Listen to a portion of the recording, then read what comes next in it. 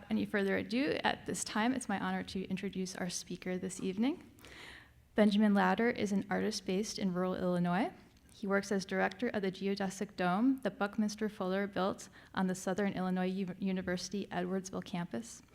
Lowder also serves as a board member for Buckminster Fuller's historic dome home in Carbondale, Illinois. Lowder is an alumnus of SIU, which is the university where Fuller was employed as a professor from 1959 to 1975. So please join me in welcoming Benjamin Lowder.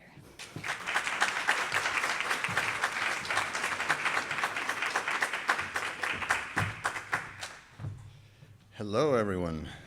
It's wonderful to see so many Buckminster Fuller fans here. And yeah, let's hear it for Bucky. Andy drew you into such a cool space. Now you get to go down the rabbit hole of Manly P. Hall and the Philosophical Research Society. So I envy you for this introduction that you got to have.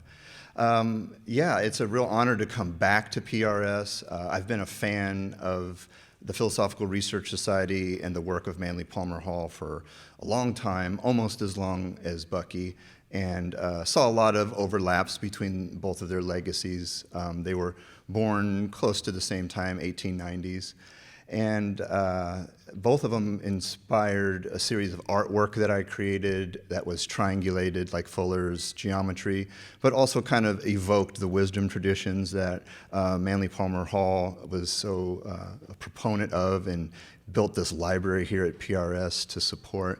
And I got to do an exhibition here in 2022 in the Hansel Gallery that David Orr curated, and he actually founded that gallery. So then that led to a couple of talks.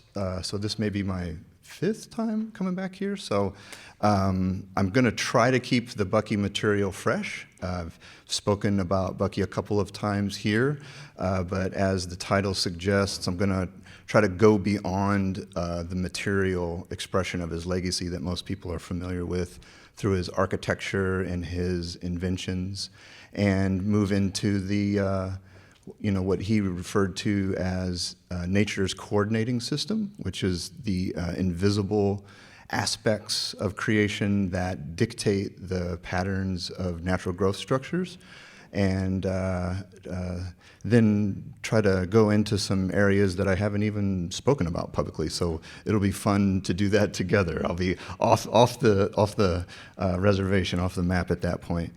But yeah, as the introduction suggested, I'm the director at the Fuller Dome in SIU Edwardsville, and I'm a board member at Bucky's Dome Home in Carbondale. He was a professor at both of those campuses, which are near my home, for probably the most fertile 10 years of his life, from 1960 to roughly 1970. And he did a lot of important work there, some of which we got to kind of resurrect and bring back recently on March 31st. And some of the people who joined us for those events are actually present here tonight, came out from Los Angeles. We brought back Bucky's concepts of the World Game or World Peace Game, as well as his World Resource Simulation Center, and then all inside of a geoscope. But yeah, Bucky's most famous for his architecture, even though he was not an architect. He's kicking off a series on architects, and he's not an architect. He was not licensed. He went to Harvard, and he had the dubious distinction of being kicked out of Harvard twice. His family was 5 generations Harvard folk, and his Aunt Margaret Fuller, who was the United States' first feminist and a brilliant thinker in her own right, an unsung hero of American thinkers, should have been a professor at Harvard, but due to the sexism of the 1800s, she just held speaking sessions in drawing rooms that the likes of Ralph Waldo Emerson and folks like that would attend, and some accounts was that she intellectually bested them, but that was the lineage that he was operating in. And it may be too easy of a way to say that he was a round peg in a square hole at Harvard, but he was also just really impulsive in the way that he blew his money, and his second time he got kicked out was due to excessive socializing. But he had a pretty Not surprising for a person who would go on marathon-long talking sessions later on in life and be famous for that. But yeah, he had a unique worldview, and a lot of that was attributable to his formative years being undiagnosed with being practically deaf and blind. He needed really thick glasses and hearing aids that he got given to him when he was a toddler. But before that, he really relied on his sense of touch and more of a tactile interaction with the world. And that gave him a totally different sensory experience and a totally different worldview. He recounts a story that's kind of famous where he was in like a kindergarten class and they were told to build houses out of marshmallows and toothpicks. And he hadn't really seen the vivid, crisp edges of what a house looked like. And all the other kids, of course, did boxes or cubes with a triangle on top. And he was doing it tactily and feeling his way through it, what felt strong and good in his hands. And he ended up building a tetrahedron, which would go on to be really the basis of his whole kind of synergetics concepts, that the tetrahedron is the fundamental building block of material creation throughout the universe. And he discovered it when he was a toddler.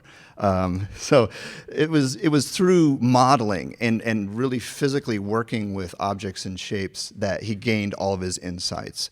You can see in this first slide here that he's with a lot of the models that he was working on throughout his career. Unfortunately, a lot of those models were lost in a fire that was really heartbreaking to him. But the tetrahedron, that is, to know the tetrahedron is to know Bucky. And this is a perfect way to really kind of start a series, The Philosophy of Design, on architecture, because Buckminster Fuller referred to the tetrahedron as the simplest system of physical and metaphysical universe. It is the first primary container that life can differentiate itself from the unmanifest source of things and inhabit through kind of like going through the structural evolution of geometry. You would start with a point, and you'd have a line connected to a second point. The next iteration would be a third point that would make a triangle, and that's in a two-dimensional plane.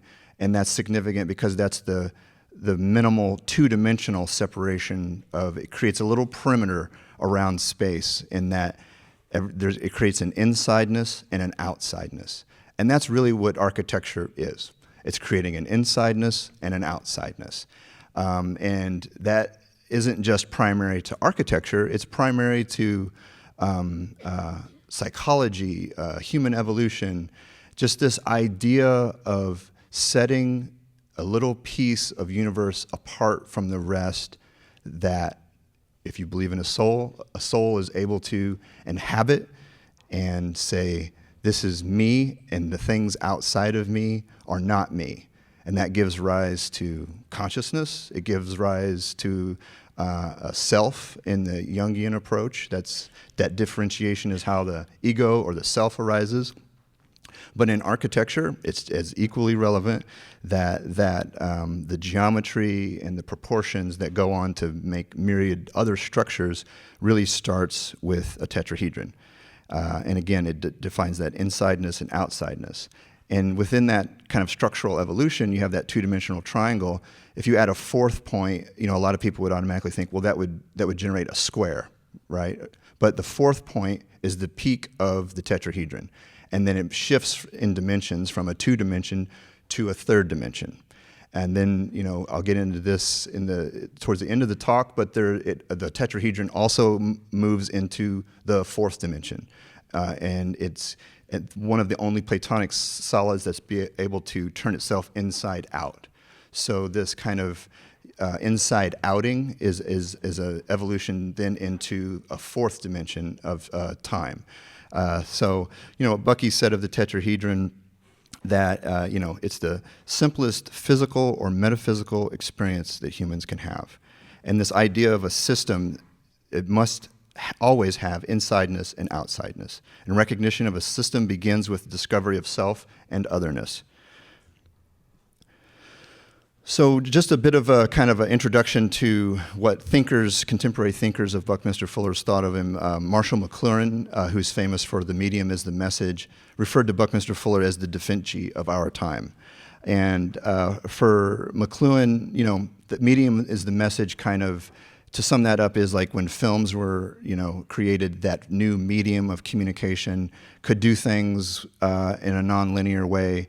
Didn't have to fall. You could do things out of joint in the timeline. So just the invention of that media allowed, again, kind of a fourth dimensional shift in the narrative structure. So that's kind of like a famous example of how the medium is the message. And his idea of a message really kind of relates to Bucky's innovation and invention.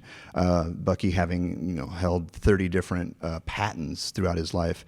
McLuhan says that the message is the change of scale or pace or pattern that a new invention or innovation introduces into human affairs. So it's this through line through all of this architecture and all of this thinking and all of this philosophy, relationship of the human individual to universal patterning through our creations, through architecture. And architecture, it really is one of the best examples of this mediating of the relationship of the human individual and the universal patterning. So yeah, McLuhan thought of Buckminster Fuller as our Da Vinci. So we hear Da Vinci basically echoing similar sentiments as Bucky, and identifying the earth, the land, the world as almost kind of through a human metaphor. So again, like he was in that same tradition. He said, we might say that the earth has a spirit of growth, that its flesh is the soil, its bones the arrangement and the connection of the rocks of which the mountains are composed, its cartilage the tufa, and its blood the springs of water. Da Vinci's Vitruvian Man was the namesake was drawn from Vitruvius, who was an architect and wrote a book on architecture in 60 BC. So, we're talking, 2,000 years ago. And even, Vitruvius was 1,500 years before Da Vinci. And he's already thinking really comprehensively and studying human beings' relationship with the world and how that should inform human creation. And that if nature has composed the human body so that its proportions, the separate individual elements, answer to the total form, then the ancients seem to have had reason to decide that bringing their creations to full completion likewise required correspondence between the measure of individual elements and the appearance of the work as a whole.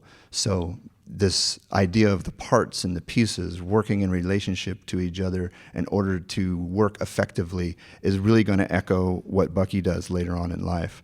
Bucky's, as an architect, or not really an architect, I guess, as an inventor and a futurist and a designer, unlicensed architect, follows in this lineage of American architects, I feel like beginning with Louis Sullivan. I'm from Illinois, near St. Louis in southern Illinois, and a lot of these folks' legacy is right around in the area. Louis Sullivan got to rebuild Chicago after the Chicago fire and really set forward an American style of architecture. Architecture before him was really kind of a recapitulation of European styles, and even tall buildings looked like wedding cakes of layers of different European style of architecture, because it was believed that Europe was where the high culture came from, and Sullivan wanted to root his forms in nature, and really kind of echoing how form arises out of the evolution process, so should our creations kind of echo that same process. And his famous statement is that form follows function. His chief draftsman was Frank Lloyd Wright, who had a commentary on that famous quote in that form follows function. He felt like it had been misunderstood, and that those two ideas, the form and function, shouldn't be separated but joined in a spiritual union. So you really start getting these architects thinking of this human endeavor of buildings as this spiritual quest for mediating between the human individual and these universal patterns that you can find in nature.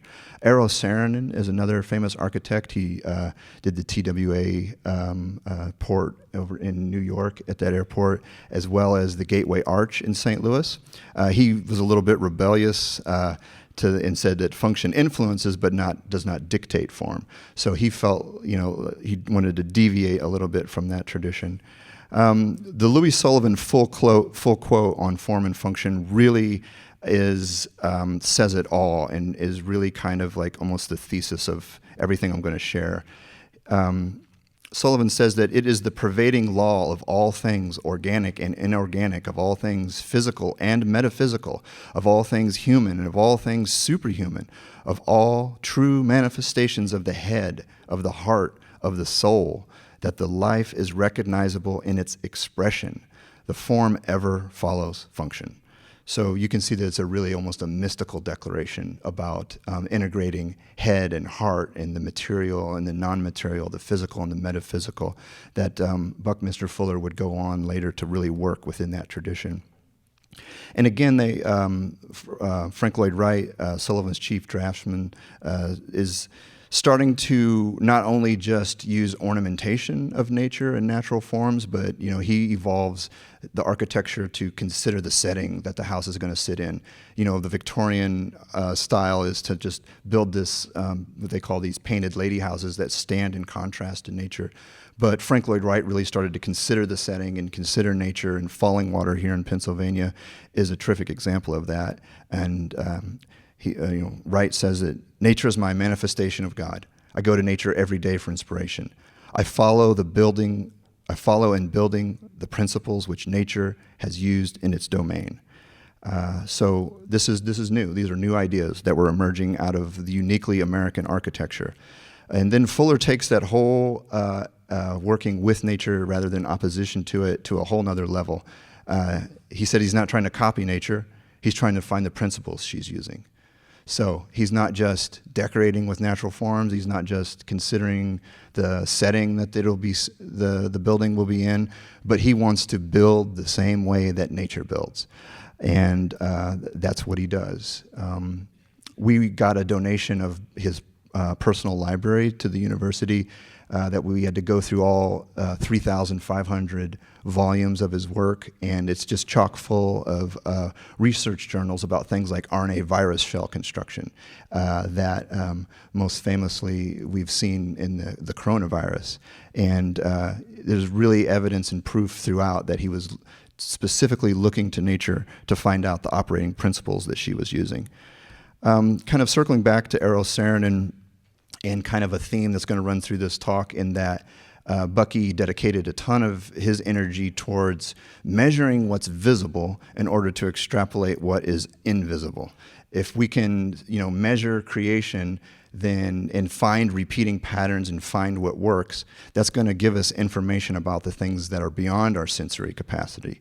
And the St. Louis Arch is a really good example of that because it is designed by invisible forces. It's called a catenary curve, and that curve is created, and Saarinen did this, by just holding up a chain and allowing it to swag. So you have unseen invisible forces acting on material to create a form that's sturdy and stable, and then actually ends up being aesthetically pleasing as well. He just flipped over that catenary curve, and that's what designed the Gateway Arch. He squished it a little bit for aesthetics, so it's less pointed, but there's an example of it. And it's also, the catenary curve is very similar to a parabola or a hyperparabola, which is, again, invisible forces acting on an object. Like if you throw a ball, the arc of that ball with gravity acting on it creates a parabola. Or like you cross sections of this cone evolve into a parabola. So this is really the work of understanding the principles at work in natural growth, and then having human-made stuff be informed by it, so it ends up being efficient, sturdy, aesthetically pleasing, and it just works because it's echoing what's born of the crucible of evolution in human-made creation. So there you can see the St. Louis Arch there at the Mississippi River, and across it over in East St. Louis is a project that Bucky had proposed at the urging of Afro-Caribbean dancer Catherine Dunham. She's was a citizen of East St. Louis and wanted to see the city reinvented or redesigned. And his Buckminster Fuller's old colleague was over at Washington University in St. Louis, James Fitzgibbons, and they put together a student group and they came up with a new urban plan for East St. Louis in the mid-60s for a mile-wide geodesic dome. So it housed 120,000 people. Everybody would have around 3,000 square feet.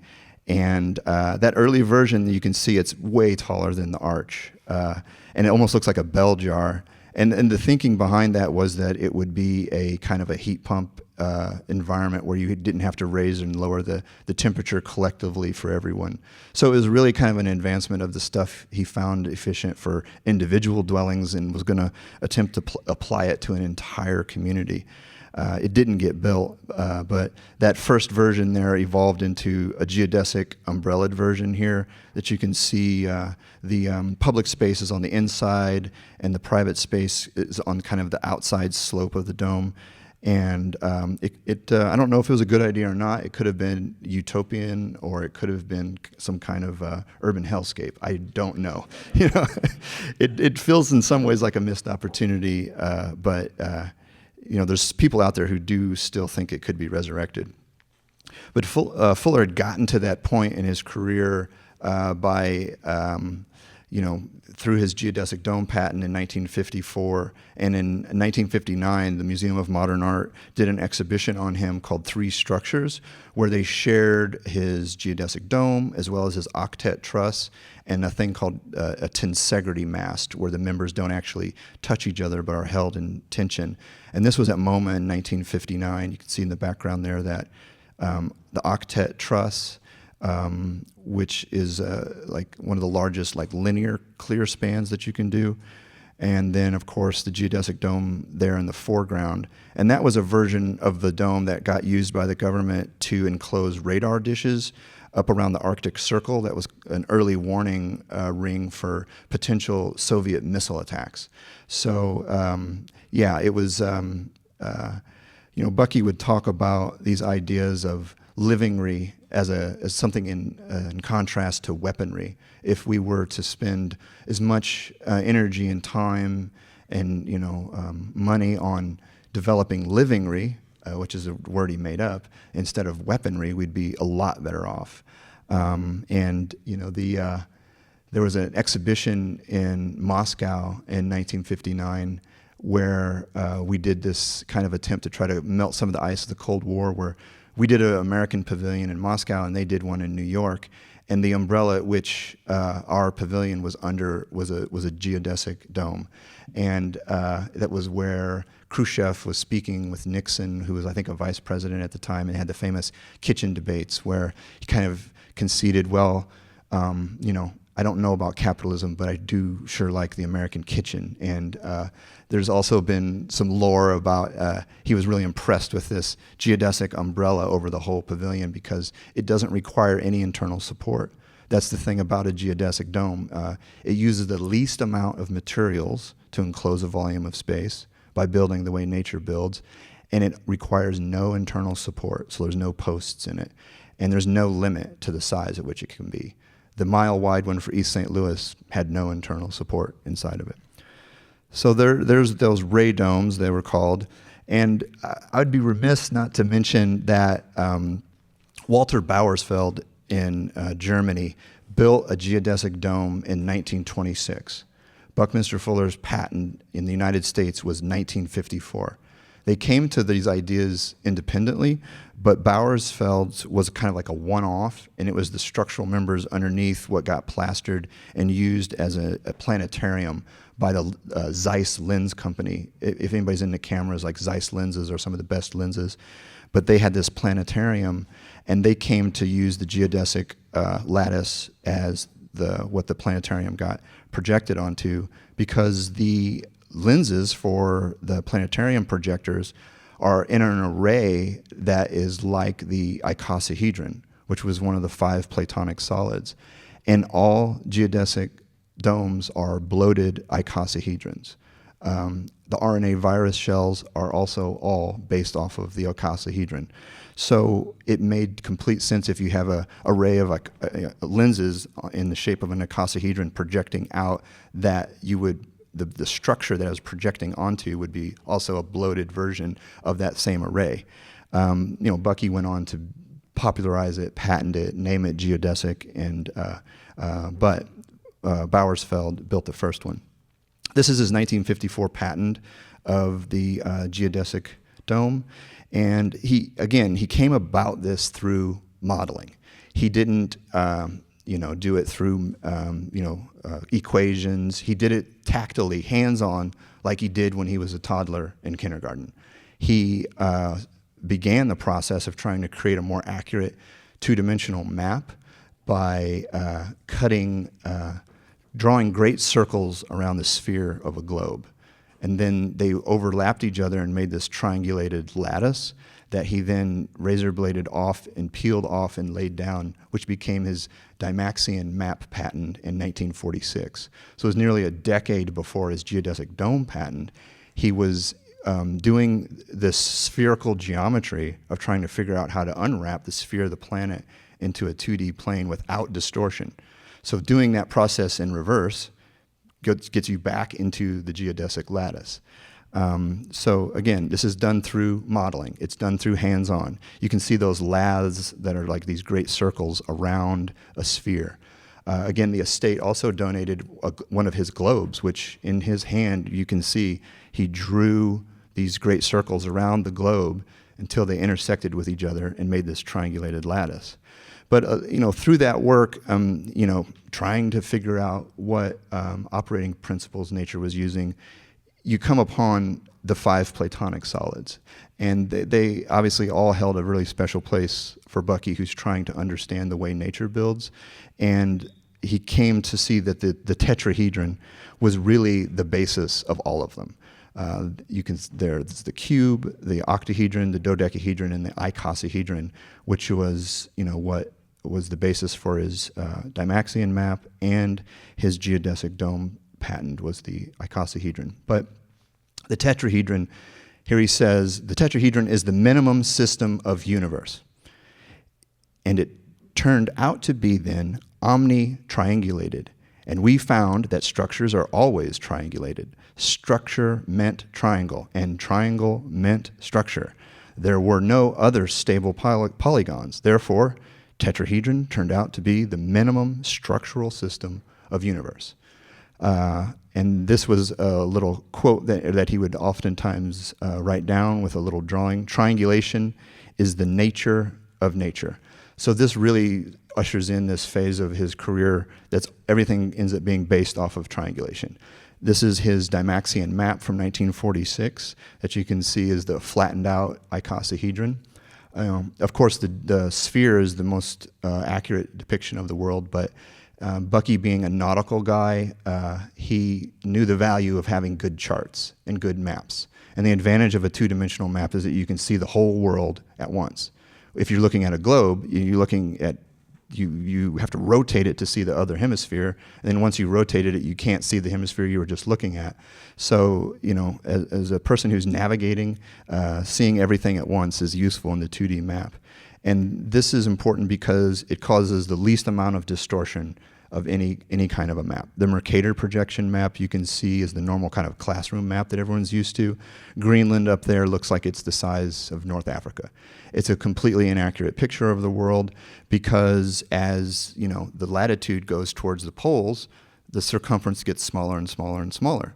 Well, when you peel that off and turn it into a rectangle, you're stretching those areas by the poles out and making them look a lot bigger than they are and actually making them look more important than they are. And as it turns out, what Bucky would call a precessional effect, which is something that's unintended to your actual goal, is that, places, when you look at the world more accurately like this, places in the northern climates where a lot of white people are from actually get shrunken back down into scale to be the correct size that they are, and they lose some of their seeming importance. And then it also, you can see in his map, it looks like one ocean, one island. Anthropologists love it because you can easily show how people could migrate across the surface of the globe on foot, or if boats kind of go along the shoreline very early in human history and end up being in different places, becoming different degrees of melanation or different grades of hair. And it really just does a lot to reinforce global unity. And that is something that he realized would be required to tackle global problems. Stops thinking tribally, stops thinking in separated terms, and the Dymaxion map actually helps with that. This is a little animation of how the sphere turns into an icosahedron and unwraps, and that blue line in the background there is the planet's 90th longitudinal meridian, which he used as the central reference line of his Dymaxion map, in the way that the equator is the central line for the Mercator projection. But lines of longitude are different numbers in the other hemisphere. As they go and they hit the pole, it's a different number in the other hemisphere. But they always add up to 180 degrees. So the 90th gets to be the 90th in both hemispheres. So he used it as the spine of his Dymaxion map because it got to be it's called a great circle. So it's the 90th all the way around the world. Again, there's the icosahedron folded up version and then the flat version. This is an example of a little illustration on his 1954 Dymaxion, or his 1954 geodesic dome patent, showing how the dome's lattice is really a bloated icosahedron. And as I mentioned before, RNA virus shells and a lot of other virus shapes are also based off of the icosahedron. You can see that polyhedral expression is actually a geodesic sphere.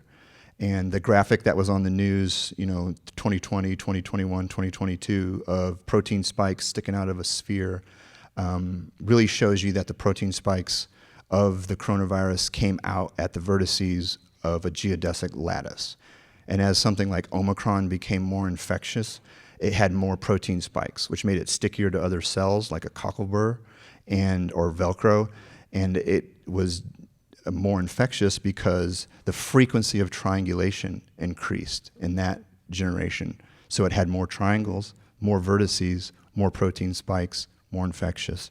And this, again, his personal library was full of journals on RNA virus shell construction. So, when he says, I want to figure out how nature's building, this is exactly what he's talking about. And there was nothing more stable, more sturdy than virus shells. Again, you have another detail from his geodesic dome patent in 1954, and you can see the top is a pentagon. There's a pentagon in the center. In any geodesic dome you look at, you can look up and you're going to see directly overhead a pentagon. And if you look at this, there's 5 other pentagons in the corners around the central pentagon. And that is because those are the corners of what was formerly an icosahedron. And each face of the icosahedron is a triangle, but when you look at it from the side, it looks like a pentagon. You can see the pentagon shapes emerge out of the edges. So that's why there's a pentagon at the top surrounded by 5 other pentagons. And it's kind of interesting. I've done an art practice that was inspired by all of this because it was just so fascinating in the geometry involved. Because, this is a strictly material creation echoing, virus shells in icosahedron.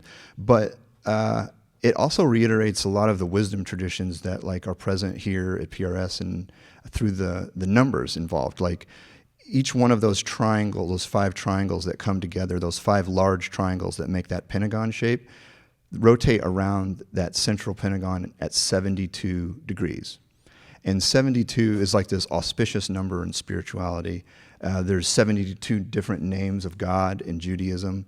In one of the Gospels, Jesus sent out 72 different disciples.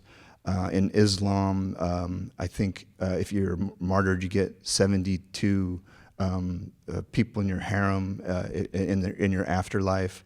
And 72 is just one of these numbers that just shows up throughout these wisdom traditions. And, all the corners of a triangle, as we remember from, grade school geometry, add up to 180 degrees. And if you subtract 72 from 180, you end up with 108, which is another one of these like auspicious numbers in Eastern traditions. It's like this, it means spiritual completion. In Jainism and Buddhism, 108 is like they call it the guru number. So I would speculate that these wisdom traditions had ancient kind of geometer priests who understood patterns, cosmic celestial patterns that adhere to these proportions in the way that, creation on our level adheres to them as well, and then created stories that are encoded with these numbers in order to share the information with people who don't have the patience or time to want to do the deep dives and go around measuring the world to find these repeated patterns, to find the operating principles that she's using, Mother Nature. So that's the kind of the function of mythology, is that it's encoding these ancient wisdom about the shape of the world. And how if human creation is in alignment with those patterns, it will be blessed. It'll be anointed. It will work well. It'll be aesthetically pleasing. Bucky's definitely working in that tradition. This is him and his architectural partner, who actually held the architecture license, Shoji Sadao, at the dome that I'm the director of there and at SIU Edwardsville campus. It's a miniature earth dome. It's translucent. The oceans are tinted blue, and the land is clear, and you can go inside of it and stand in the middle and look up at the place you're standing on, the actual planet, and see your place in the world. And since it's translucent, you can look out through it and see the world's place in the cosmos. That was built in 1971, but it was an expression of an idea that started in the 50s. It's called a geoscope that Bucky had. And he met Shoji Sadao at Cornell when Shoji was a student. And this was a geoscope, or a miniature Earth, that they built on the roof of one of the buildings at Cornell.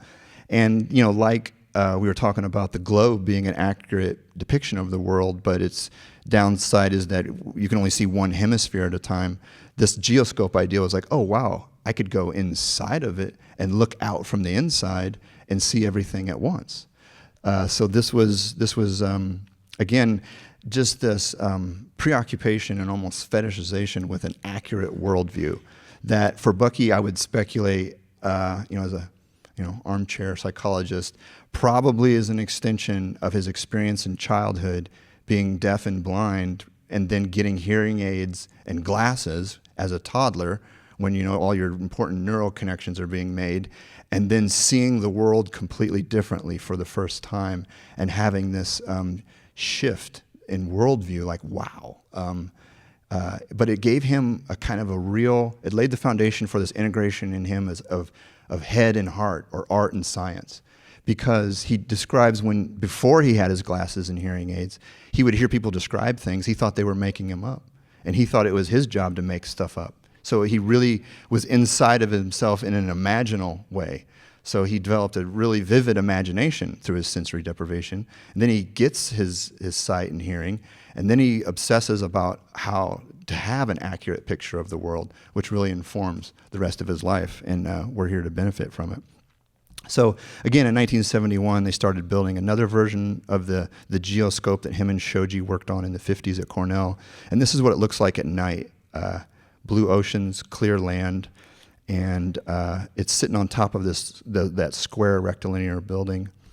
This is what it looks like from the inside out. It's a 40-foot diameter opening in the center, and we're looking there. You can see South America in the clear, and the oceans are all there tinted blue.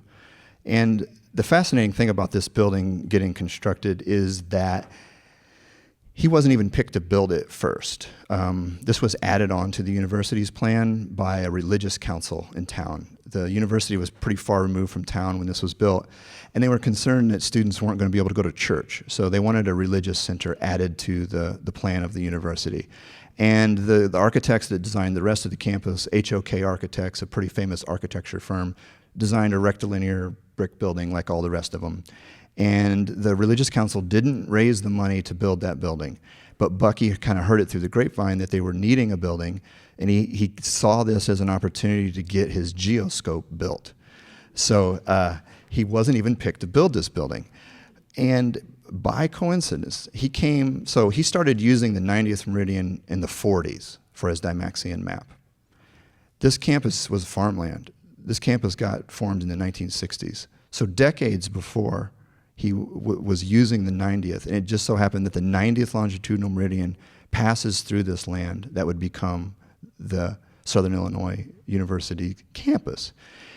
And so a building that he wasn't even picked to build, he got to build straddling the 90th longitudinal meridian and bring together his worldview, his cartography, his geodesic dome patent. And it is incredible because you go into this building, and because it straddles the 90th meridian, you go in there, you stand on the 90th, and he rotated the miniature Earth's 90th to be over the actual 90th, so that when you stand there and you look up, you're literally looking up at your place in the world. I mean, if you're an imaginative person, like I'm an artist, I practically thought I was going to see the bottom of my feet over my head. You know what I mean? Like, you have this out-of-body experience. Like, you're the perceiver and the perceived. And it really kind of gets to the heart of what he was talking about with the tetrahedron, or the minimum requirements of a system. It has an insideness and an outsideness. And and that allows for the rise of consciousness and the idea of selfhood. And when you find yourself looking at yourself from outside yourself, that really kind of shatters that for you. And it's a long kind of tradition in probably more like shamanic practices, or people who have near-death experiences and see themselves from outside themselves. Really opens up a lot of insights and things that you'd previously been filtered out from. It's kind of like too much information. Your ego or yourself helps filter out what you would think was extraneous information so that you can function in the world in the third dimension. You kind of like step outside of that momentarily. And I can't help but think that this was informed. Bucky's had a mystical experience like this in 1927. He was depressed, and his first child had died. His second child was born. He was feeling like he wanted to just get out of the way and cash out as a life insurance policy to take care of his family. He was living in Chicago, and he was just going to swim out into Lake Michigan when he kind of had an out-of-body experience in which he had the internal thought of, you don't belong to yourself, you belong to universe. And if you're going to throw your life away, why don't you give it away in service to see what one human individual can do if they live their life like an experiment, dedicating all of their time and energy for the greater good. And that's what he did going forward from that point. So this building almost replicates that kind of out-of-body experience. And I think it may have been informed by that experience on Lake Michigan. The geoscope was also something that he proposed for the UN. It doesn't just have this kind of mystical quality, it has a secular aspect too, in that he would line the interior surface of the miniature Earth sphere with global population data and global resource distribution information, so that we can make the world work for 100% of humanity in the shortest possible time through spontaneous cooperation without disadvantage or ecological offense. That was what his goal was. That was his life's experiment. And he felt like this geoscope at the UN could be a good tool for achieving that. He knew that for the first time in human history, since the East India Trading Company of the British Empire circumnavigated the globe and began documenting global resources, and now we have a comprehensive catalog of all the global resources, and we know that there's enough for everyone to live at a high level of abundance. We choose not to. The only thing that we lack is the will to do it. And he thought that these data visualization tools, like the Geoscope, the World Game, World Resource Simulation Center, would all be ways to have the aha moment arise and catalyze people's will, that we can make it work through a model of cooperation instead of conflict-based. That may fly in the face of human nature completely, but we're at the crossroads right now to find out whether we're ready to cross the evolutionary threshold and make the world work for humanity, shift the human species' role on the planet from consumer to steward. And, I think we're near Hollywood here. Like, narrative construction requires conflict, right? Like, we may have all been born or chose to manifest as human beings because we found heaven boring. It may have lacked conflict. This may be something inherent in us that we have to overcome to make it as a species. Bucky referred to it as humanity's final exam. And he said that we're not universe's only experiment. And if it turns out that this bipedal primate isn't the thing that's going to catalyze what he referred to as local universe information gathering and problem solving. That's what he described humanity as, a local aspect of the macroorganism of universe that's here on a third dimension to transmit information back to the macroorganism of the universe in a way similar to our gut bacteria transmits information to the macroorganism of our body. And that's what the human being is for, on a universal scale. We just have to rise to the occasion now, collectively. But these ideas of the world game, geoscope, World Resource Simulation Center are things that we brought back to life there in Edwardsville on the 90th day of the year this year. A couple people are in the audience who were present at that event, and so it was the 90th day of the year on the 90th meridian, and it was actually a 5-day long conference, but people came from all over the world, a lot of people from California. The Buckminster Fuller Institute out of San Francisco was a co-sponsor with it. And in that one picture there, you can see this, there's a kind of a line on the picture that's on the right-hand side of the screen here. And you can see this kind of like line running down the middle of the picture. That is a glass corner in the north corner of the building that references the 90th meridian. And when I made that huge Dymaxion map to play the world game out on and laid it out on the floor, and its 90th aligns perfectly with that glass corner referencing the 90th meridian. And not only that, the location, where we're at between St. Louis and Chicago lands in the exact center of the room, beneath that location on the miniature Earth above. And I honestly don't know how. I don't understand how that happened. Like, I mean, Bucky could refer to that as like coincidence constellation or coincidence patterning.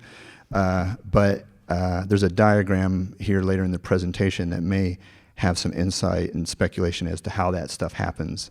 But of course, in the Jungian tradition, that would be synchronicity or coincidences that we attribute meaning to, meaningful coincidences. And it certainly felt pretty meaningful that this building was ever built, and that when we laid that map out, it landed like the location where we're at physically is in the center of the room. Had nothing to do with this location, had nothing to do with that building didn't exist, the campus didn't exist when he made that map. It was decades before. So there we are, kind of getting it started. And through doing some research at Stanford in the Buckminster Fuller archive there, I found this building, and I was unaware of it. It was proposed for the SIU Edwardsville campus. It's called the World Resource Simulation Center.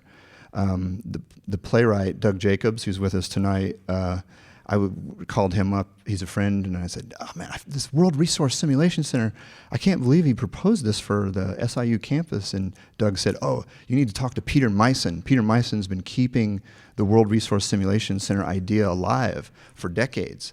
Again, kind of relevant to the PRS crowd, the author Robert Anton Wilson, who wrote the Illuminatus trilogy and Cosmic Trigger.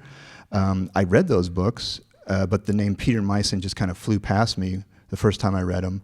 But Robert Anton Wilson was a fan of Buckminster Fuller, and while doing manual labor, I listened to audiobooks, and I redid the Cosmic Trigger trilogy, and he goes into hope for humanity that a guy named Peter Meissen is out here on the West Coast keeping Buckminster Fuller's ideas alive about this World Resource Simulation Center concept that would create a global energy grid and all these ideas. And lo and behold, we got to meet Peter and bring him into this event to bring back this concept of the World Resource Simulation Center.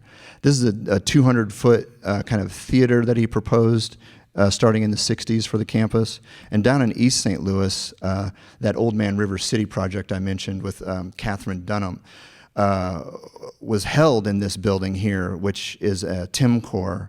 Don Richter was one of his associates. This is a TIMCOR dome in East St. Louis where they held the town hall meeting for that Old Man River City project that he worked on with Catherine Dunham. But that was the style of building that would be this World Game theater, where we had a 26-foot version of the map, and the version that would be in this World Game theater was like a 100-foot version of it. This was a picture taken from that meeting that happened in that building in East St. Louis. There you can see the ceiling of that triangulated lattice. Didn't go well.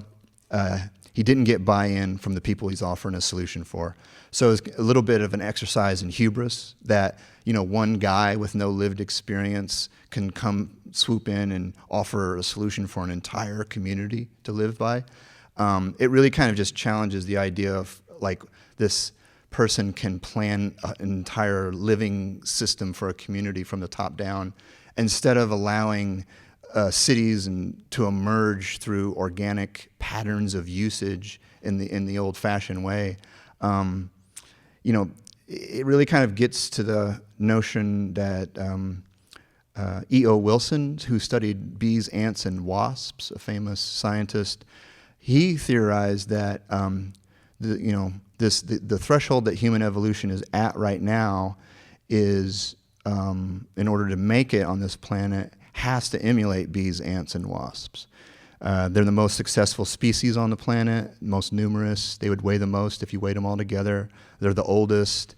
And he surmises that organisms on this planet kind of go through these evolutionary milestones where, the dinosaurs may have just like laid an egg and ran off and let the young fend for itself, or if they were still around, may have eaten it. I don't know, but it's kind of more of a reptilian way of doing things. They don't raise their young or like transmit ideas across generations. Mammals do that, and then in order to do that, you have to make a nest to care for the young, and then that's a home. So you're making a home, and then if you're working all together, you're making a community. But our current model for communities is a conflict-based model, competition, survival of the fittest, based off of capitalism, kind of a Darwinian theory that innovation happens through scarcity and conflict, where E.O. Wilson's model is that the next evolutionary phase is what bees, ants, and wasps have achieved, that their community actually works for the greater good of the entire community. Human beings aren't bees, ants, and wasps, so this project was soundly rejected by the human beings that it was proposed for. It didn't honor the human spirit of individuality, and that I feel like is part of kind of like a current contemporary challenge, like how do we make this, we have to do it through narrative structures in ways that doesn't seem boring. Yay, nothing happens, everybody gets along, we have enough, and it's like, yeah, what's the fun in that? Who won? Who lost? I don't know if I'm winning if I don't see somebody losing. You know what I mean? Like that's kind of like the old primate version or the 20th century version that needs to die in this patriarchal, hierarchical kind of a structure. If it is the age of Aquarius, then we do have a new model emerging currently that's more about cooperation and intuition and creativity and integration. But this is some of the programming we held in the Dome. Catherine Dunham style dance tribute. That's a Haitian voodoo-style Yanvule dance that we held there, kind of in honor of Buckminster Fuller's daughter, Allegra, who is a dance ethnologist at UCLA. She passed away in 2021, I believe, but she was dearly missed by us. She was a real advocate and friend, and we held this kind of dance tribute. And then on our 90th day events, we had these women who were Catherine Dunham dancers who studied with Catherine Dunham, Miss Vivian Watt, Miss Jamila, and Miss Annie Walker. Annie Walker, who's speaking in this photo, was present at the meeting Buckminster Fuller had in East St. Louis when he proposed that project for the community. And she claimed that it didn't go because people are distrustful from outside people trying to tell people how to live, especially if they don't know them, they're not from there, they don't look like them. It's like, how do you know what's best for us? She was in favor of the plan. She liked the idea, but it just wasn't presented in a way that was palatable. Again, this is that geodesic, or that planned World Resource Simulation Center, World Game Theater. You can see the Dymaxion map outlined there in the center. So we kind of brought that back. This is our Dymaxion map inside of our 40-foot diameter miniature Earth geoscope. So we were able to combine the geoscope, only built example of it, the world game, world peace game, on the Dymaxion map, on the 90th meridian. And you can see there, like, the way the game starts is you line up, you randomly get assigned a country by putting on a visor with the name of that country on your visor. I got India, so it's the most populous country in the world right now. So you go physically stand on India and you can't fit. So we're like literally in each other's personal space. We're uncomfortable. So when you're receiving information about global overpopulation, you're experiencing it in a visceral, emotional, cellular way that doesn't, like that a pie chart or bar graph could never do. And the same goes for the resources. You're assigned the water, the food, the minerals, the oil that location has, and you physically put it down. And the idea is to figure out how to make the world work. And in that quote that Bucky had, make the world work for 100% of humanity through spontaneous cooperation without ecological damage or offense. So that's the point of the world game. And we got it done in about a couple hours. So it's doable. We modeled it. Europe had all the money, and they went around and they paid people with oil they bought their oil and capped it, kept it in the ground. They took that money, they bought renewable energy, and standard of living is represented by a different colored poker chip of the place, and the idea is to get them all flipped up to longevity, health, needs met, and through the global trade networks and collaboration and cooperation, all the chips were flipped by the end of the game, and we're on 100% renewable energy. And it was all based on data. It wasn't, we had the World Resource Simulation Center replicated in these 6 70-inch monitors where we're pulling in actual data about resource distribution and trying to inform the game with data as much as possible. This was what he envisioned for the UN. He had the famous kind of phrase, spaceship Earth. If there is such a thing, you're traveling through space at 60,000 miles an hour. We're currently doing that on spaceship Earth, that these geoscopes could be cockpits of spaceship Earth or the helm of spaceship Earth. He's a nautical guy, so he's thinking in these terms about everything. That's where I kind of part company with Bucky, because he always uses a mechanical metaphor for describing things, and it's a macroorganism. It's not a giant spaceship. I mean, I get it. It's a metaphor, and it's about his lived experience of invention and things like that. But it's an organic macroorganism of a planet.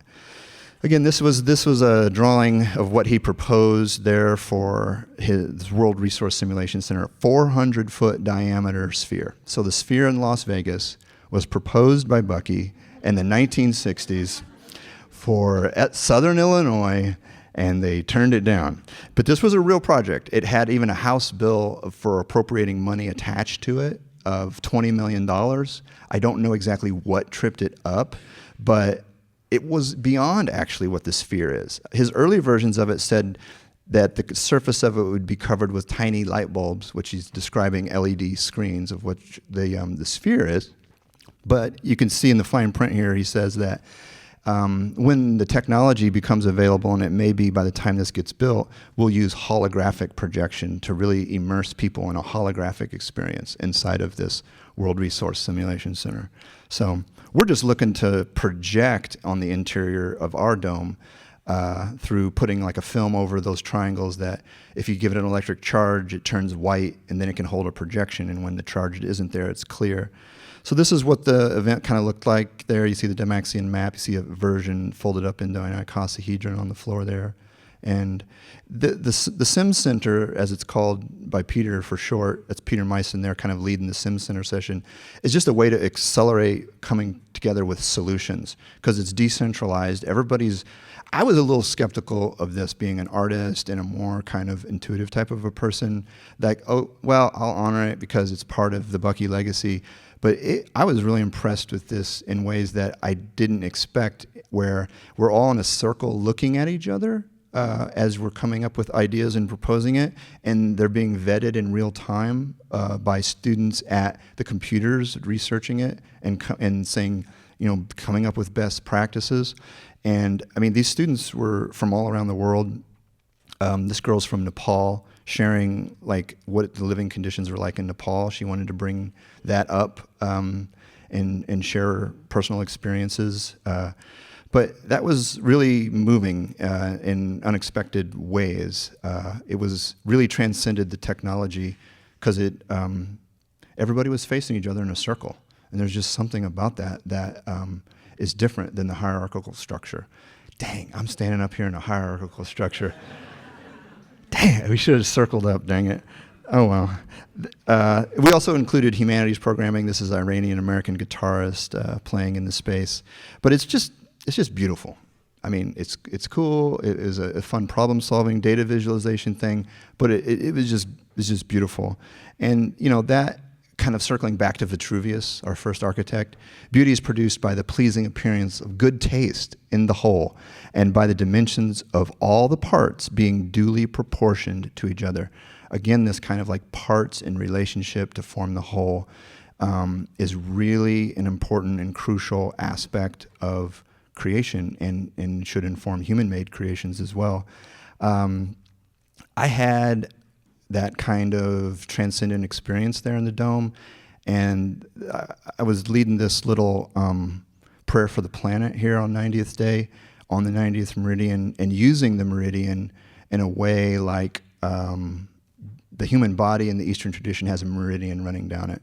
And when you're out of balance, it's important to get your energetic centers in balance with each other. If the meridian running down the center of the United States and down the Mississippi River Valley, which is the confluence of the watershed from the Rockies to the Appalachians, all comes to this location and snakes back and forth across this meridian like a caduceus, there's some potential there for transformation. And it is very real. The first time I went into this building, I came there as what Bucky would call a processionary effect, one of his 6 principles of movement. And a processionary effect is what, if you're going to do one thing and you accidentally cause a second thing to happen, like I was going there to talk about sustainable home design, and I didn't know the building existed, despite working with the Dome Home, Bucky's house in Carbondale to raise money. This was an unknown building. I saw it, I parked in the parking lot next to it, and I went in and I said, hey, did Buckminster Fuller design this building? And I said, yes. And I'm like, well, I'll be back. Well, now it's like this huge part of my life, but I didn't go there intending to have that happen. It was a processionary effect, which, as Bucky the geometry of thinking and happening happens at 90 degrees to the arrow of your motion. And other examples of a processionary effect is a bee going to a flower to eat and get pollen, accidentally getting pollen in its leg hairs and then pollinating other plants. So you have like a whole ecosystem built on an accidental processionary effect, complete shift in material reality due to a 90-degree tangential thing that happened. And that really did happen to me. I stood in there, I looked up, and it was a transformative experience. I don't know how else to say it, where it felt like my heart aligned with the heart of the planet, and I was looking out, saw my place in the world, saw the world's place in the cosmos, and then saw this kind of patterning of the geodesic matrix of like hexagons, pentagons, pentagrams, hexagrams, all kind of like popping out. The Tree of Life diagram from the Kabbalah is present in that geometry as well. And this quote by James Joyce came to mind from a portrait of the artist as a young man. He said he's trying to describe aesthetics, or the concept of aesthetic arrest, when you're just like frozen in place, stupefied by art or something that you're seeing. He said when that happens, when you pass from point to point, led by its formal lines, you apprehend it as a balanced part against balanced part within its limits. You feel the rhythm of its structure. Having first felt that it's one thing, you feel now that it is a thing. You apprehend it as complex, multiple, divisible, separable, made up of its parts, the result of its parts, and their sum harmonious. That is a description of art, but it's a description of universe as well. It's one thing. It has infinite parts, and they have an intimate relationship to each other. The parts all inform each other and make the whole, and it also is expressed in the geodesic lattice. Now that processional effect, that 90-degree processional effect, was again part of Bucky's 6 principles of movement. You have axial rotation, like spinning, orbital rotation, moving in a circle as you spin, expansion and contraction, breathing, torque, your top twisting in a different direction as your bottom. These are all human, versions of it, but these are what he found are like throughout universe. Obviously the planets, and then this concept of an inside and an outside is also a crucial concept. And then procession, which is the most kind of obscure one, which is this 90-degree accidental happening that's tied to a vector of action or an energy event, like going to the campus, or a bee going to a flower. Or his kind of famous version of it is like if you pull a rope and it tenses, tension also does compression. It gets thinner. The rope gets thinner, 90 degrees to the rope. So it's not just like a thought thing, it's a material world thing. Compression and tension happen as a processionary effect. Tense the rope, compression happens at 90 degrees. So this 90 degrees, right?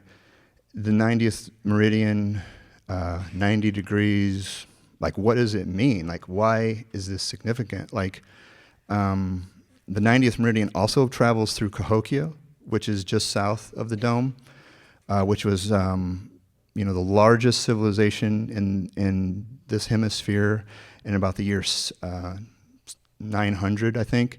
Second largest city in the world to London at that time. Huge mound-building civilization, and they had these things that were circles that were scribed inside of squares that were their calendar-keeping tools, where the one, they call it Woodhenge now, but the corners of the mounds would point to cardinal directions, north, south, east, and west. Then you draw a circle in the middle, and you're able to then chart solstices, equinoxes, which gives you clues about universal cosmic patterning that is on a bigger time scale than what you can observe regularly. So you need these tools to figure out how to live in universe, how to live in alignment with large patterns, when to plant, when to reap, when to sow, and then your effort seems to be blessed. You seem to be anointed. You seem to be taken care of. Things work out. This is an ancient human effort that's going on.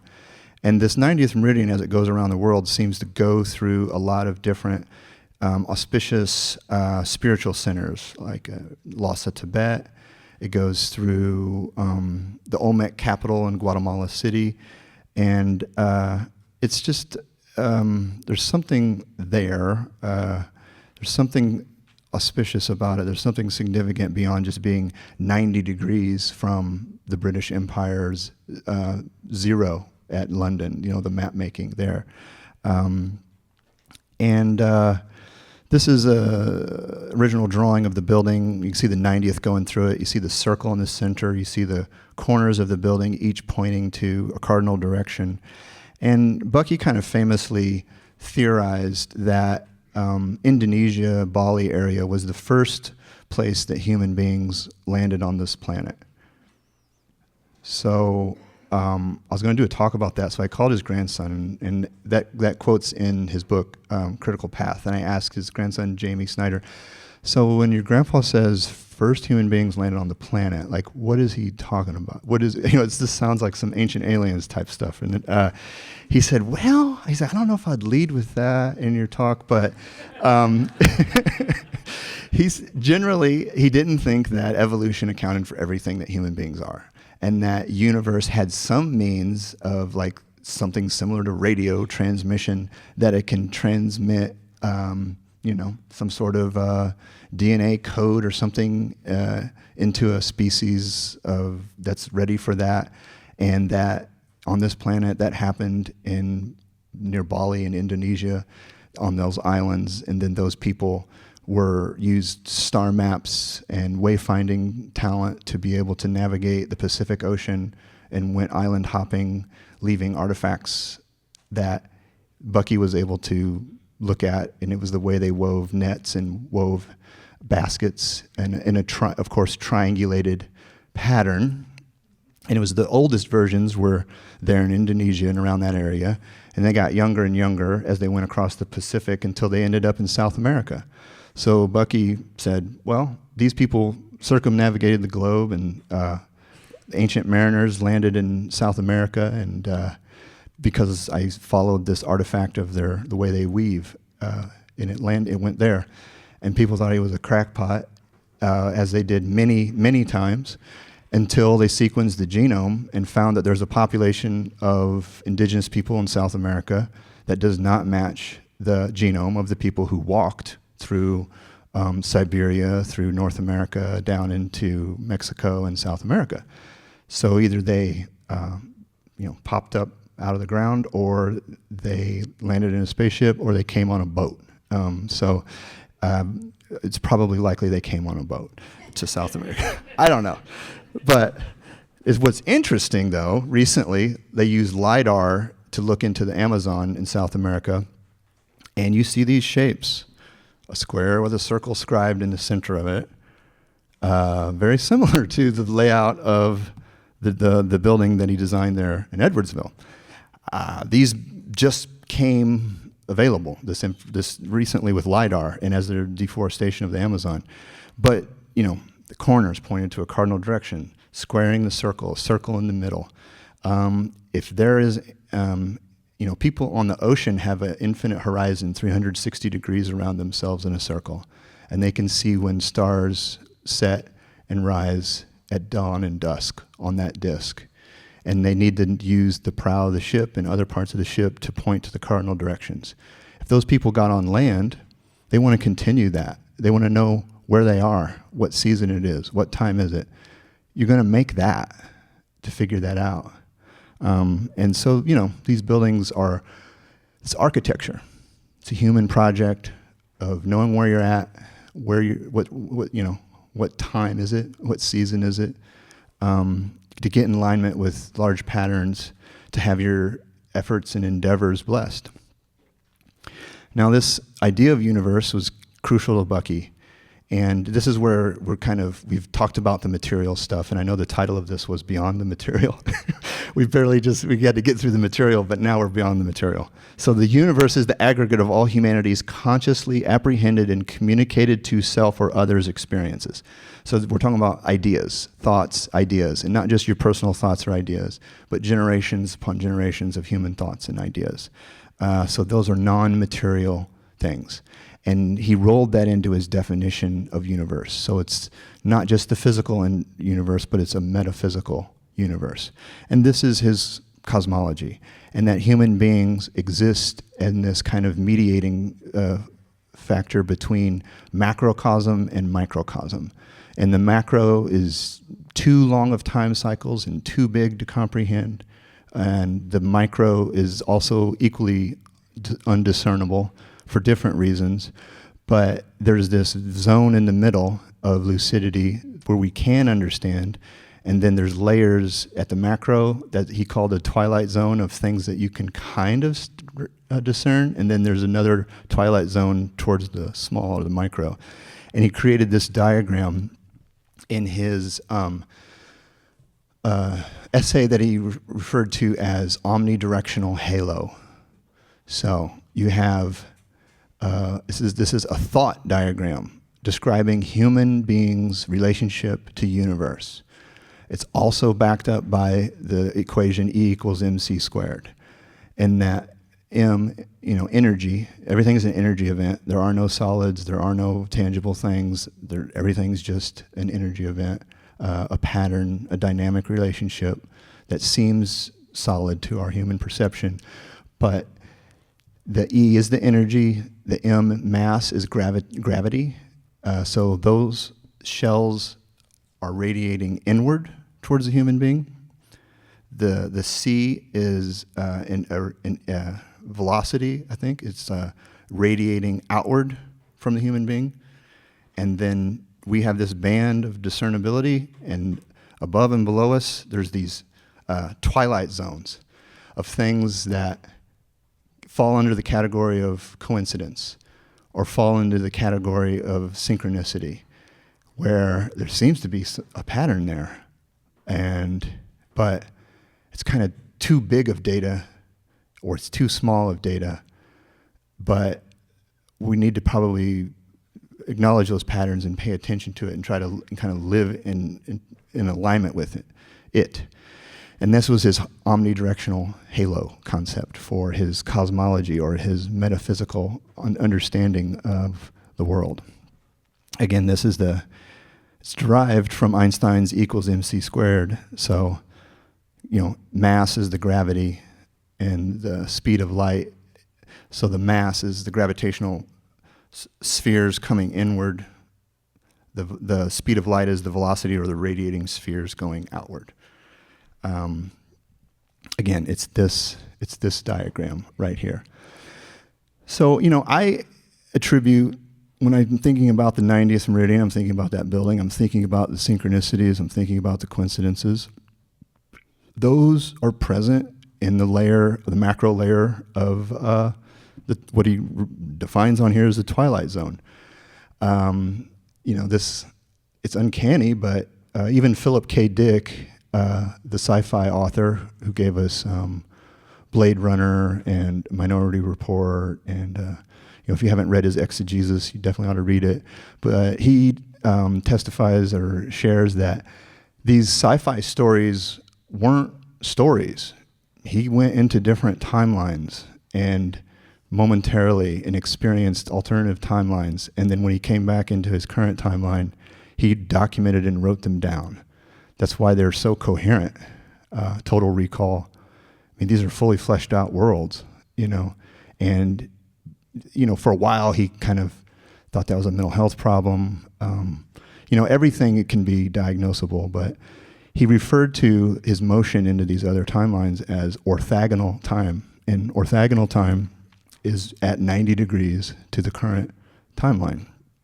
And so, looking at the symbolism of the 90th meridian, it seems to be important. It follows this energetic spine of the United States. Bucky used it coincidentally. It's 90 degrees from London or Greenwich, the British Empire, which is in a nation that was founded by largely through Masonic lodges that use the 90th meridian, the 90th degree square as part of their symbology. These things are constellations of coincidence, but the human brain is there to project meaning onto it. And just even like researching into a little bit of like orthogonal parabolic theories of relativity espoused by Einstein, those are the basis of his time travel theories, 90 degrees to the current time frame. So when you do an intention-based 5-day-long event to activate and unite head and heart on a 90-degree meridian to try to create a global shift into a different world based on cooperation instead of conflict, we may have worked. we could be so early into this new paradigm that we don't realize it yet. 20th century Homo sapien could be like Aldous Huxley imagined, living on reservations, lighting things on fire with gas stoves, shooting one another using internal combustion engines, as primates and chimpanzees are living with us, still playing out, patriarchal, hierarchical dominance, conflict scenarios, and there's a future right ahead of us that's in alignment with these ideas that Bucky espoused.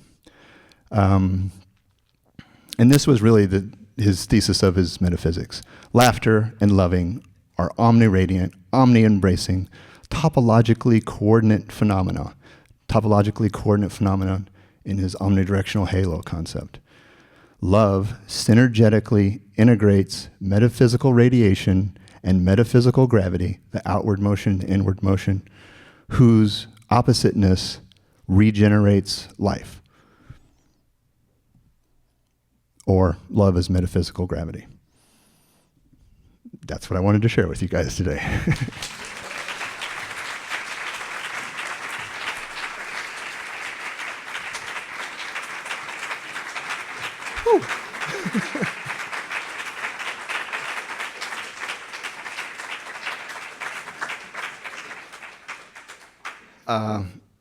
Do you have questions, or did I wear you out? Or comments, or observations, or new perspectives, or yeah, go ahead. Two quick things. Yeah. One of them in the geoscope. Yeah, the miniature Earth. Yeah. It looks like the triangles are kind of slightly different sizes in different parts of it. Or I don't know if Yeah. that is the way that is true. That is true of all geodesic domes due to the fact that they're bloated icosahedrons. You have the pentagons are different. The equilateral triangle, 60 degrees in every corner to make 180. 72, 54, 54 in the corners of the triangles that make pentagons. And then the ones between those kind of like transforming. But there's 3 struts. There's 3 lengths of structural member that gets recombined throughout the whole thing. Or anything like that? That would make sense, but it is structurally the pentagon that's the peak is the top, and then to have the geoscope effect so that you stand in the middle, and you're directly below the place you're standing on the Earth. So the actual location you're standing on the Earth is directly over your head on the miniature Earth. So that was how the decision was made of where to place the oceans and the continents and stuff. And those were just placed onto what was structurally stable of, you know what I'm saying, like the pentagon at the top. So that's how those decisions would have gotten made from that. If you don't mind, No, go ahead, yeah. just really quick, Please. you mentioned the halo Yeah. The way you're describing it reminds me a lot of like the event horizon and a black hole, and I was wondering if that's Yeah. something that's come up. Like, I agree, and I'm doing a talk tomorrow at 7, living in alignment with divine proportions, sacred geometry, and one of those 6 movements is expansion contraction or involution evolution, which the best theories about black holes and Big Bang or big contraction tie in with, you're right to bring this up because, the Big Bang, rapid expansion from a single point. It goes out in a toroidal energy field, in this shape because it's ever expanding, but it's going across the surface of an object that gets larger and larger till it reaches its equator, and then it collapses back down on the inside, which would be the event horizon. And black holes could be on the surface of this object that go orthogonally or precessionally 90 degrees to the surface of the object towards the center where everything's one. But and so time would be your location on this thing. Yeah. And so we're somewhere here, and it's still expanding when it hits and then it collapses. But the expansion and the collapse are happening now. It's a cycle. It's involution, evolution. It's expansion and contraction. In the idea when you go in through the event horizon, you get spaghettified. All your atoms get lined up into a single line. Well, if that happens at the center of the material universe, there's a single point there, right? Right now, from the spaghettification, about to spit out in our past, depending on where our location on this object is our time. So that's the connection between space-time, is your location on the torus. That's the best of models, I think, right now. But in Bucky, it jives with what he was saying. So, yeah. love is metaphysical gravity. Yes. Could you share what that means to you? So, gravity is the attractor, right? The thing that brings things together. Love is the attractor, the things that brings things together. Eros is a description of love, erotic love, which would, lead to procreation in children. So love is metaphysical. It's not an object. It's an emotion. It's not physical. It's an attractor. It's gravitational. And it's the thing that generates life. And it's also summed up by his diagram, the omnidirectional halo diagram too. So, did that make sense? He asked what, that love is metaphysical gravity, what that means. Did it resonate with you, that idea of love as metaphysical gravity? So I would say that would tie in with the notion that he had of insideness and outsideness would be a better way to approach, the powerful transcend. I mean, love is important, of course, but this idea of if we realize that our insideness of us is only illusory to the outsideness of everything else, then you don't have to do right by others out of some moral imperative or something. What is good for the collective is good for you. I mean, it's almost transactional in that way. If the insideness and outsideness were dissolved, and because it's an illusion, it's not It's an illusion of material creation. And if that were to happen, and I think, it could be characterized as love.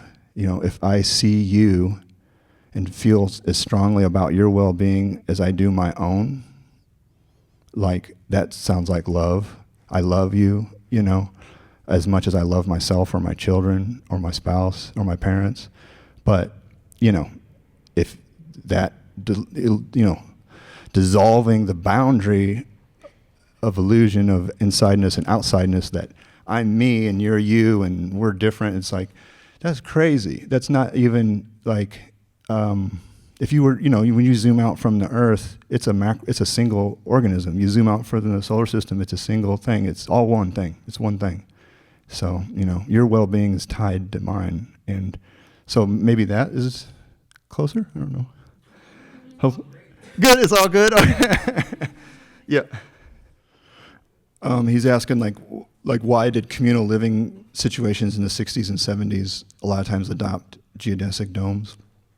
You could build it quickly and easy with materials that you had out of the whole Earth catalog. And the hippies loved Bucky because it looked like the world was going to die in like nuclear annihilation, and he was offering solutions of how it could work. I know there's people in the room who went to Bucky's talks at that time, and they left feeling inspired, like, we can do this. We can actually do this.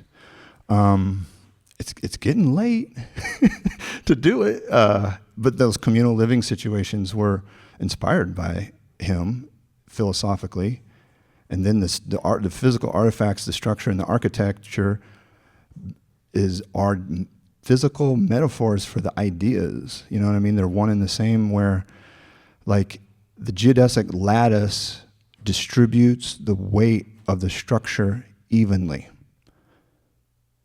The communal living situation distributes the burden of the community evenly. You know what I'm saying? Like post and beam construction is a post bearing the weight. Leaders holding it up. The distributed load across the geodesic lattice. It just jived with the zeitgeist, I think, of the situation. Yep. Yeah. Yep. He wrote at the request of Stuart Brand, who is the publisher of the Whole Earth Catalog in 1975, a 50-year prognostication, 2025. Yeah. And what he describes we shouldn't be doing is what we're currently doing. And that it's touch and go, choosing between utopia or oblivion. And he describes what the utopia would look like, and it's not what we're doing. And we're wholeheartedly doing the oblivion side.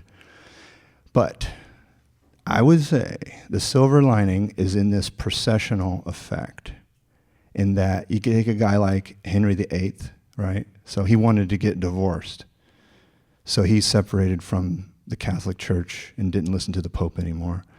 And then the processional effects of that were like freedom of the individual to print their own Bibles and the printing press and the Gutenberg Bible, and things happen, right? So there's people with outmoded ways of doing things in charge of the United States and other places around the world who are representing those values that need to die from the 20th century.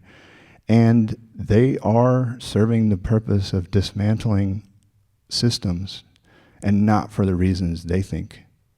The processional effect will happen where it'll clear space for new models to emerge, and that's why it's important. That's why I personally feel it's important to keep this alive. It's like, hey, we had a plan, this is a long history of thinking. We're past the prevention point, right? So it's like we could have done it in a prevention posture. So now we're at the point, it's like build the ark point, right? So there's cataclysm, and you have to have a vessel for the things that are precious to make it to the other side of the cataclysm to then emerge. And, the processional effect of dismantling stuff and breaking things creates space for, like Louis Sullivan, Chicago fire was tragic and awful. The city burned down. And it made space for Louis Sullivan to create a new idiom of architecture. And we're in a screwed up spot right now but it's like another Bucky quote. There's nothing in a caterpillar that tells you it's going to be a butterfly. Transmutation. We're cocooning up, maybe. You know what I mean? Or we're already liquefied. I don't know, but we're vulnerable. We're in a vulnerable spot, and we can emerge as fulfilling humans' destiny as stewards, or at least the new version. Like I say, the 20th century version might be like chimps are to us currently on the other side. Maybe. I have to tell myself these stories to sleep at night. But yeah, it's possible. Yeah. There are 2 quotes you answered. That sounds like a pretty boring world, right? And that's kind of like the problem we're at. I don't think human beings just have to shift their conception of what community is, that progress doesn't happen through scarcity and conflict. Progress can happen through cooperation and love and building. That'd be a shift away from the Darwinian model of evolution, which has, accidental genetic variations and survival of the fittest. There's some truth in it, but it's not the whole story, right? And will, it plays in, and you have your personal will, you have narrative and story mythology building that creates collective will that has a planetary kind of vibe that will potentially resonate with a future timeline. That's the thing we got to through narratives and controlling narratives and not making it seem like cooperation's boring. One idea that I've had, and you can tell me if this sounds good or not, but Reagan talked about, if we ever got invaded by aliens, everybody sure would unite and work together. If you had that alien existence. And of course, conspiracy theorists start talking about, they're going to create a holographic alien invasion to create global unity and a one world government and da-da-da. But, if there are extra-dimensional forces at a scale that are beyond our human sensory capacity, that are like what people called egregores, or thought-based entities, that are built on the collective thought ideas in the way like a mascot is, like the Dodgers, right? Like everybody knows what that is. It doesn't exist. It doesn't exist. There's a trolley Dodger in Brooklyn, right? But I hate them. What? How do you hate that? It's so I love it, or those type of things, right? Are operating I don't know. I think that there's probably ones that are nourished by conflict and ones that are nourished by cooperation. And they kind of back their horses on this dimension, like the ones that are either creating chaos or ones that are creating harmony and cooperation. And the collective vibe of the planet can nourish the beneficial cooperative ones, and that's pretty strange, right? There's some strangeness in that. So and whether that's true or not, you shifted the conflict to an extra dimensional layer of whatever, I don't know what they are, whatever your belief system is, angels and demons or aliens or extra-dimensional beings, and they're in conflict. But we're cooperating to support the side that's nourished by love and cooperation. And there's some other people who are working and seem to be getting lucky or blessed or anointed by creating chaos and destruction, because they're nourishing the ones that feed off of that vibe. That doesn't even have to be literally true, but it can shift people's thinking. Nietzsche? I don't know. Oh, Nietzsche? Oh. Oh, because destruction's vital. The collapse is vital. God bless them and thank you for playing that role. I don't want to. It's a shitty role. Thank you for being the villain, right? And tearing things apart in the way that if you're, some faith traditions, if you're attached to form when you perish, then, scary figures show up and tear you apart so that you can be liberated. Like, I don't want to, that's not, what I want to do in this plane, but seems to be plenty of people who do. So they're playing, God bless them, thank you for being the destructive force. We just need the building force in equal measure. They're like not good and evil, but destruction and creation, dismantling and putting together. Like it's like they have to go together. You don't want to get stuck in material form, right? That would be living hell. Despite what longevity experts and people who want to put you in a computer chip and stuff like that think, that's no.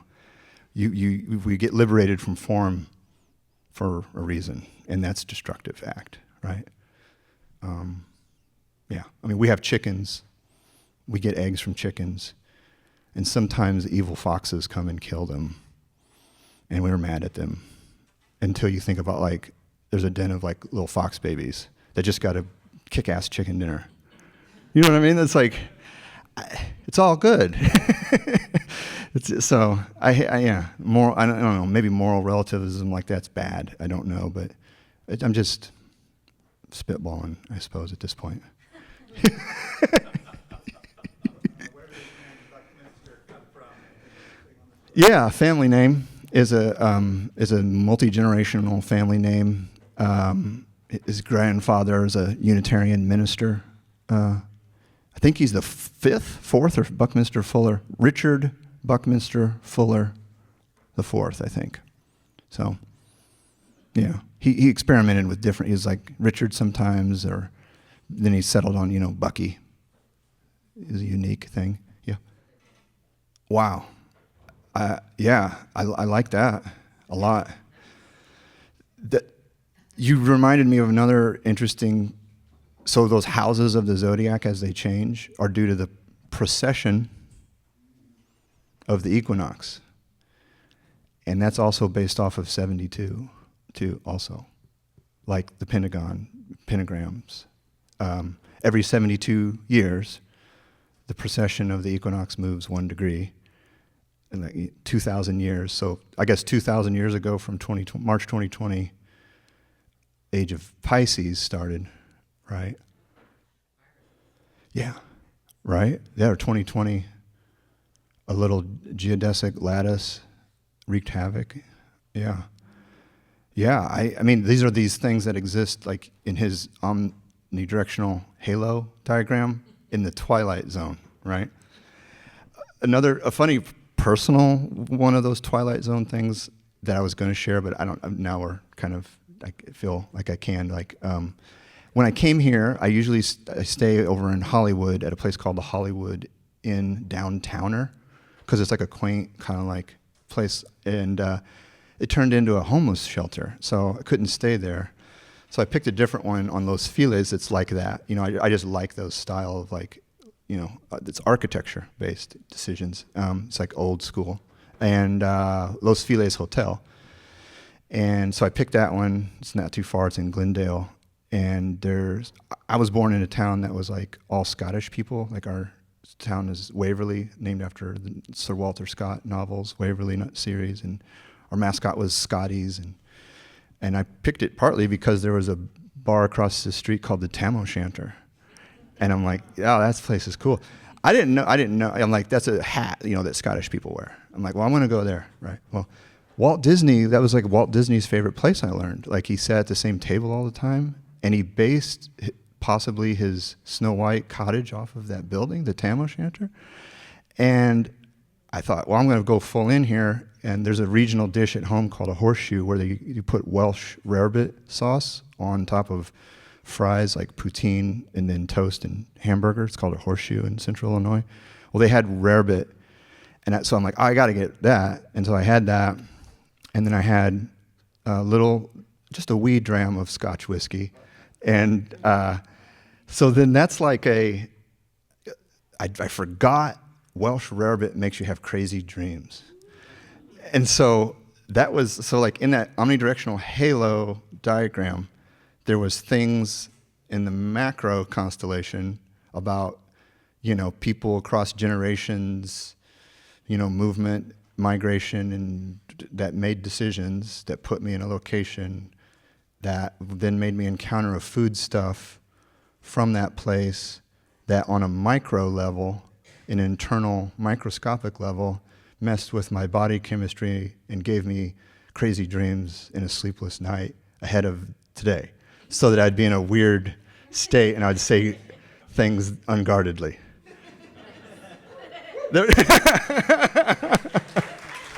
Does it only? Yeah. I'm glad that landed. I was a little nervous about.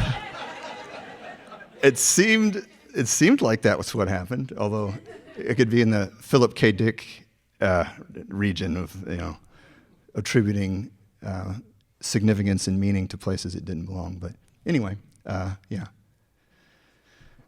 like Christmas Carol. Oh, that's right. Yeah, that's right. A bit of undigested cheese is the ghosts that haunted. Yeah. I was going through it. Yeah, so back there in the hat. Yeah. Okay. That's the best one. Yeah, it actually is. Laughter and loving are omni-radiant, omni-embracing topological coordinate phenomena. Love synergetically integrates metaphysical radiation and metaphysical gravity, whose oppositeness regenerates life. That's truth. Doug, did you have something you were going to say? And Bucky knew that. Yeah. Was normal. Dynamic.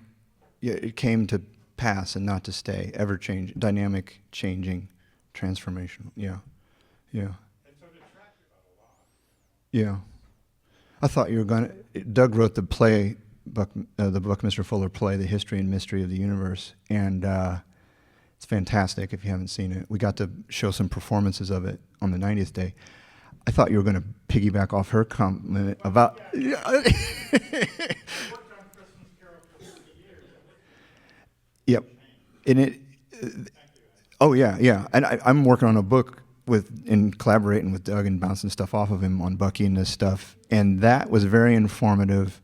That Christmas Carol, which is also like the same structure as It's a Wonderful Life, where the character of Scrooge or George Bailey, they see themselves from outside themselves, right? He saw himself from outside himself. The structure of the geoscope is an architectural tool to see yourself outside yourself, because like that's one of the trim tabs. Like, and does everybody know what trim tab references? So Bucky said, "Call me trim tab," because a trim tab is a small rudder on a big rudder, like of the Queen Mary, a huge vessel, and it's hard. It takes a lot of energy to move the big rudder, and you can't really do it. But you move a small rudder with a little bit of energy, and like Doug said, it creates a little low pressure area that allows the big rudder to move into and then turn the vessel. So that was his metaphor for himself, that he's a trim tab, that's a single small thing that can change the direction of the big thing, the big vessel. So, The other thing, conditions for Venus. which it aligns with Earth and the Sun at 5 points. That makes a perfect pentagram or pentagon. It comes between Earth and the Sun. And when you mark those, of course, it's set in at 72 degrees. It's between them. Yeah, universal patterning. Get in alignment with it and get blessed, right? Yeah. Yeah, yeah, you definitely adopt whatever the latest technology was to fulfill his, mission, for sure. He was bullish on technology. He loved technology. The spontaneous cooperation, I would like to, it happened. It felt a little contrived, you know what I'm saying? Like it was kind of a setup to happen. So that kind of, like when you plan to do the game and you kind of plan and it has rules, like, that's like, planning a night for hooking up with your loved one. It loses some of its spontaneity, you know what I mean? Like, it's planned spontaneity in a way with the game. So it's like, it could have used more of that. But it's a decent model or a decent metaphor for what, it's a model. It's a model for what could happen across the planet. Yeah. Model for a practice, yeah. And spontaneity, I think he includes that in that statement because he doesn't want it to be mandated. He doesn't want, you know what I'm saying, like mandates, because those are, people will resent them, and then they'll have a processional effect that's negative to the purpose of the mandate. So if it's through spontaneous cooperation, that maybe is that building that narrative that stimulates spontaneous cooperation. So, yeah, it could use, the world game could use more. The solutions came up spontaneously, and there was pretty novel, interesting solutions that people came up with. So that was cool. That was spontaneous. Okay, 1 or 2 more questions. Yeah. Yeah. I thought that was pretty clever of the people who got assigned to Europe and they had a bunch of money that they just went around buying oil and then keeping it in the ground. That was kind of interesting. That was interesting. We had a lot of people in India, so it was interesting that spontaneously we had an advantage because we had the most people, so we could be like cutting deals. So like our labor was our asset. That was interesting and spontaneous. Somebody bought coal-fire power plants, fossil fuel plants, and scrapped them, and then sold the scrap, and then got money, and then bought renewables. So there was novel, interesting, spontaneous things that happened. It was cool. Yeah, there's ways to improve it. We kind of had Peter Meissen, which was great as a facilitator, but it would be great to have a more diverse range of people facilitating from different backgrounds and walks of life. That would just really enhance it, decentralize it more. Same with the Sim Center. Ways to improve it. Make it more student-led, possibly quicker. Yeah. His family had that Unitarian history. This basically articulates his kind of religion, if he had a religion. I kind of like to think of the title of No More Secondhand God. Yeah. A direct relationship with source or the cause, first cause, or, yeah. Personal, individual relationship with God. No secondhand God through priest class. So, yeah. Wouldn't you say, Doug? I like that. Yeah. That hot wired to God, that's cool. I picture the same, like, and, tomorrow's talk will kind of touch into this, like, that toroidal energy field shape, of like the big Bang and big contraction, like, you know, and I have a slide in here, but it's like, that's one of his drawings that, you know, the electromagnetic field around the planet is generated by the core of the planet. Electromagnetic field of your heart is generated around your body. So that's like this like geometry of a living organism that is probably like at your heart, there's like some sort of like ethereal strand, like you say, hot wired to God, like that goes orthogonally back to the center. Well, if it could go from your heart to the center of the earth, from the earth to that umbilical that connects the earth and the sun, from the sun to the center of the Milky Way galaxy, from you know what I mean? Like that's the thread that, like say, it's hot wired to God. So it's like our behavior here, like the microbiome of your gut is being fed to the aggregate, the whole, in that local universe, information gathering and problem solving behavior is going through that patterning of like that black hole thing at your heart, at the heart of the planet, at the sun. Yeah, anyway. That's how I picture it. Yeah, yeah. And if you decide to get born, you shoot down that, and you're at a point in time on this surface of this thing that we're on. Yeah. Or you could like die and retract back to it and not go all the way back and then shoot into a different spot. Yeah. Catch up with you sometime in the middle of the night. Yeah. Go eat that. Go have that Welsh rarebit at the Tam O'Shanter. 12-year Macallan. Okay, well, thank you so much, everybody.